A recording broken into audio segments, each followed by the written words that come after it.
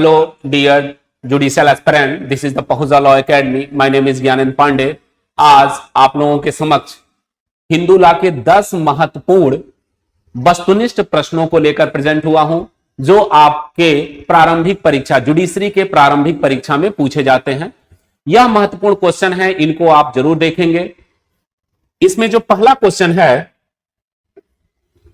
हिंदू निम्न में से कौन सा कथन सही नहीं है? हिंदू विवाह अधिनियम 1955 किस पर लागू होती है? अब यह कहा कि जैन, बौद्ध, सिख और अनुसूचित जनजातियों से संबंधित व्यक्तियों को। आप जानते हो कि हिंदू मैरिज एक्ट की धारा 2 में बताती है कि हिंदू विधि किस पर लागू होगी। तो कहा कि जो जैन, बौद्ध और सिख हैं वो तो हिंदू ही हैं। और क्वेश्चन क्या पूछा कि सही नहीं है, किस पर लागू नहीं होती? तो आप बताओगे कि अनुसूचित जनजाति से संबंधित व्यक्ति पर। तो ऑप्शन डी सही हो जाएगा, क्योंकि उस पर यह नहीं है। जब तक कि राज्य सरकार अधिसूचना द्वारा जारी न करे, तो यह धारा 2 में बताया गया है। अगला क्वेश्चन, सपिंडा, बहुत इंपॉर्टेंट क्वेश्चन है। सपिंडा विवाह का निषेध किस नियम पर आधारित है? जो हिंदू मैरिज एक्ट में कहा गया धारा 5 में कि आप सपिंड में शादी नहीं कर सकते, वह किस सिद्धांत पर आधारित है? कहा कि बहिर्विवाह, सगोत्र विवाह, बहुपति विवाह, बहुविवाह। तो आप जानते हो इसका आंसर हो जाएगा बहिर्विवाह। क्यों? क्योंकि यह कहता है कि आप सपिंड रिलेशन से बाहर जाके शादी करिए। सपिंड रिलेशन में आप शादी नहीं कर सकते। यानी दो पक्षकार अगर लड़का और लड़की शादी करने जा रहे हैं, तो उनके बीच सपिंड कैसे निर्धारित होगा? तो कहा कि अगर वह पिता के तरफ से 5 पीढ़ियों से उनके पूर्वज जुड़े हुए हैं, तो वह क्या होंगे? सपिंड रिलेशन माने जाएंगे। और मां के तरफ से 3 पीढ़ी के लोग एक जुड़े हैं कहीं ना कहीं, तो लगातार जुड़ना नहीं है। अगर वह किसी भी तरह से ये लोग जुड़े हैं, तो वह क्या होंगे? सपिंड माने जाएंगे और वह शादी नहीं कर सकते। तो इसका उद्देश्य क्या है? बहिर्विवाह है। आप बाहर जाके शादी करोगे। बाहर मतलब सपिंड रिलेशन से बाहर शादी करोगे। इसको एक्सोगेमी कहा जाता है। ये आप शादी करोगे। दूसरा यह कहा कि हिंदू विवाह अधिनियम 1955 के तहत किन्हीं 2 हिंदुओं के बीच विवाह को अनुष्ठापित किया जा सकता है यदि निम्न शर्तें पूरी होती हैं। अब शर्तें बता रहा है। आप जानते हो धारा 5 में शर्तें दी गई हैं। इन्हीं शर्तों में से कोई एक शर्त होगा जहां विवाह अनुष्ठापित किया जा सकता है। मानसिक अस्वस्थता के कारण कोई भी पक्षकार वैध विवाह सहमत देने के लिए असमर्थ है। विवाह के समय किसी भी पक्षकार का जीवन साथी जीवित नहीं है और पक्षकार निषिद्ध संबंधों की डिग्री के भीतर नहीं आते। उपरोक्त सभी। तो क्या हो जाएगा इसमें? उपरोक्त सभी। सारे शर्त क्या होंगे? धारा 5 में दिए गए हैं। तो इसमें जो है कहा कि उपरोक्त सभी इसका आंसर हो जाएगा। सारे शर्तों का होना आवश्यक है।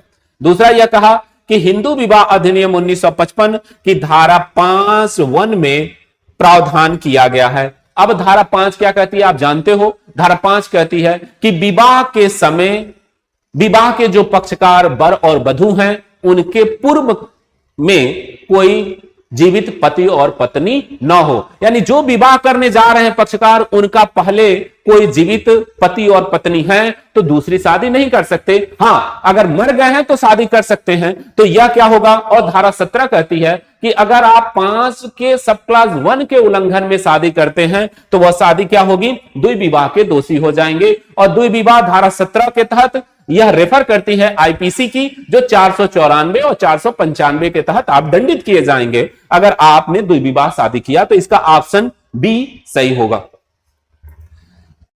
5वां क्वेश्चन कहा कि हिंदू विवाह अधिनियम 1955 की धारा 9 की संवैधानिकता वैधता का परीक्षण किया गया। किस केस में? सरोज रानी बनाम सुदर्शन दयाल के केस में, शकुंतला बाई बनाम कुलकर्णी के केस में, सुरेष्ठा देवी बनाम ओम प्रकाश और नंदा बनाम बीना नंदा। आप जानते हो कि यह जो है केस सरोज रानी बनाम सुदर्शन दयाल का था, जिसमें सुप्रीम कोर्ट ने धारा 9 को क्या माना था? संवैधानिक माना था और कहा कि आर्टिकल 21 और 14 का वायलेशन नहीं करता है धारा 9, और विवाह को बचाने के उद्देश्य से धारा 9 है, न कि विवाह को तोड़ने के उद्देश्य से है। तो यह इसमें धारा इसका सब क्लास में जो इसका 5वें नंबर में ए सही हो जाएगा ऑप्शन।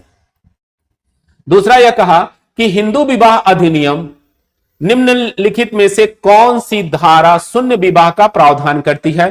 तो 13A, 13B, धारा 11 और इसमें से कोई नहीं। तो आप धारा 11 शून्य विवाह का आधार बताता है कि शून्य विवाह के ग्राउंड क्या होंगे। तो शून्य विवाह के ग्राउंड धारा 5 के सब क्लास 3, सब क्लास 4 और सब क्लास 5 में दिए गए हैं धारा 11 में। तो यह ऑप्शन इसमें सी सही हो जाएगा।